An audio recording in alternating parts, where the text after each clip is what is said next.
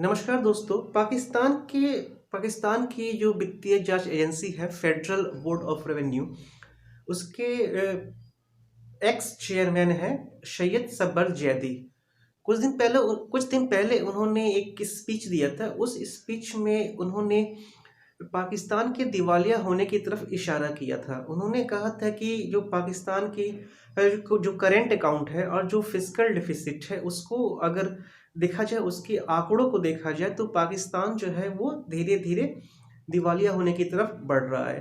तो इस वीडियो में हम स्पेशली करेंट अकाउंट और फिस्कल डिफिसिट जो है इसके बारे में चर्चा करेंगे। और क्या सचमुच पाकिस्तान की आर्थिक स्थिति इतनी खराब है या वो दिवालिया होने की तरफ बढ़ रहा है, इन सब चीज़ों पे हम डिस्कशन करेंगे। तो जो जैदी साहब है उनका जो दो इकोनॉमिक शब्दों को यूज़ किया था, चालू खाता और राजकोषीय घाटा। तो सबसे पहले चालू खाता को हम समझते हैं। चालू खाता करंट अकाउंट है। करंट अकाउंट किसी भी कंट्री के आयात और निर्यात के कंडीशन को एक्सप्रेस करता है। वो बताता है कि आयात ज़्यादा हो रहा है या निर्यात ज़्यादा हो रहा है, इन सब चीज़ों को वो बताता है। करेंट अकाउंट में तीन तरह के लेन देन है, उनका जिक्र होता है। किसी भी कंट्री का एक्सपोर्ट और इंपोर्ट का जो जिक्र है, ये पहला हो गया, ये करंट अकाउंट खाते में आता है। दूसरा, जो फॉरेन इन्वेस्टमेंट उस कंट्री में हो रहा है, जो विदेशी निवेश उस कंट्री में हो रहा है, ये भी चालू खाता में आता है। और तीसरा, जो आपको विदेशों से जो अनुदान मिलती है या जो गिफ्ट मिलता है या जो आपके कर्मचारी विदेश से आपकी कंट्री में पैसा भेजते हैं, वो तो ये तीन तरह की जो लेन देन है वो करंट अकाउंट में आता है। और करंट अकाउंट अगर सरप्लस में है, करंट अकाउंट अगर पॉजिटिव इंडिकेट कर रहा है कि, तो इसका मतलब ये हुआ कि आपका जो निर्यात है वो आयात के मुकाबले ज़्यादा है। वहीं अगर करंट अकाउंट निगेटिव में है तो उसे करंट अकाउंट डिफिसिट जो है CAD कहा जाता है। ये काफ़ी बुरी कंडीशन हो जाती है। करंट अकाउंट डिफिसिट मतलब चालू खाता जो है वो घाटे में जा रहा है। इसका मतलब ये हुआ कि वो जो पर्टिकुलर कंट्री है उस कंट्री में आयात ज़्यादा हो रहा है निर्यात होने के मुकाबले। अब अगर आयात आप ज़्यादा कर रहे हो तो आपकी करेंसी जो है वो बाहर जा रही है। तो अगर CAD हो रहा है, करंट अकाउंट डिफिसिट में आ रहा है, तो मतलब इसका मतलब ये हो गया कि आपकी जो इकोनॉमिक कंडीशन है वो अच्छी नहीं है। अगर हम पाकिस्तान के CAD की बात करें, करंट अकाउंट डिफिसिट की बात करें, तो पाकिस्तान का जो सेंट्रल बैंक है, स्टेट बैंक ऑफ पाकिस्तान, उसकी हाल की जो रिपोर्ट आई है उसके हिसाब से पाकिस्तान का करंट अकाउंट डेफिसिट जो है 1.6 अरब डॉलर के पास है, जो कि एक रिकॉर्ड स्तर पे है। और ये पाकिस्तान की GDP का करीब 4.7% है। पाकिस्तान की जो GDP है वो करीब 300 अरब डॉलर की है, जो कि भारत से करीब 9 गुना कम है। भारत की जो GDP है वो लगभग 2000 अरब डॉलर के आसपास है।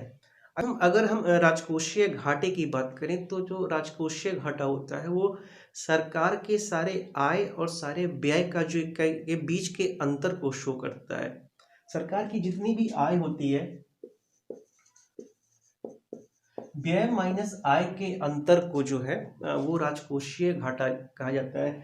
इसमें राजस्व आय और पूंजीगत आय और राजस्व व्यय और पूंजीगत व्यय को आप ऐड कर सकते हो। यहाँ पे राजस्व व्यय प्लस पूंजीगत व्यय, और यहाँ पर भी आय में भी राजस्व आय और पूंजीगत आय को आप जोड़ सकते हो।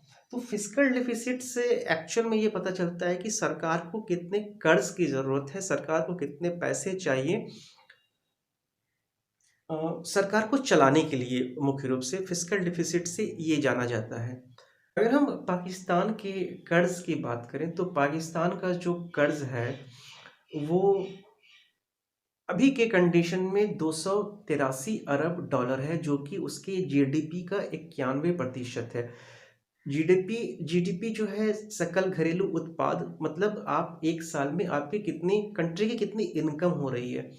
तो अगर पाकिस्तान की जीडीपी 300 अरब डॉलर है और पाकिस्तान का जो कर्ज है वो करीब 283 अरब डॉलर है, तो एक तरीके से एक साल में आप जितना कमा रहे हैं उतना आपका कर्ज है। अगर पूरे के पूरे जीडीपी को जितना कर्ज है, जितनी आपकी जीडीपी आ रही है, वो सारा का सारा पैसा जो है आपके कर्ज को देने में ही चला जाएगा। फिर वहाँ की स्थिति जो है, वहाँ आप समझ सकते हैं कि वहाँ की स्थिति कितनी बुरी हो सकती है।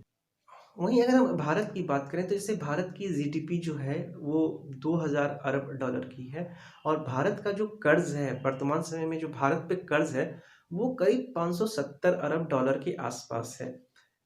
यानी कि इस लिहाज से अगर देखा जाए तो भारत के प्रत्येक नागरिकों पे जहाँ 30,000 रुपए का कर्ज है, वहीं पाकिस्तान के जो है प्रत्येक नागरिक है उन पे करीब 1,75,000 रुपए का कर्ज है।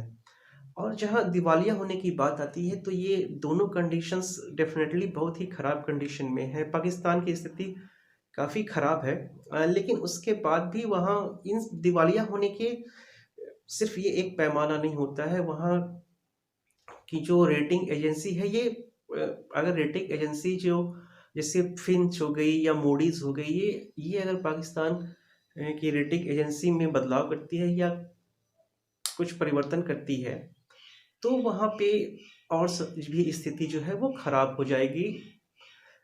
लोग कर्ज देने से डरेंगे, इन्वेस्टमेंट वहाँ नहीं आएगा। ओवरऑल पाकिस्तान की स्थिति खराब है। अब आगे वहाँ की गवर्नमेंट कैसे इसको करती है, क्या मैनेज करती है, ये सब देखने वाली बात होगी। धन्यवाद।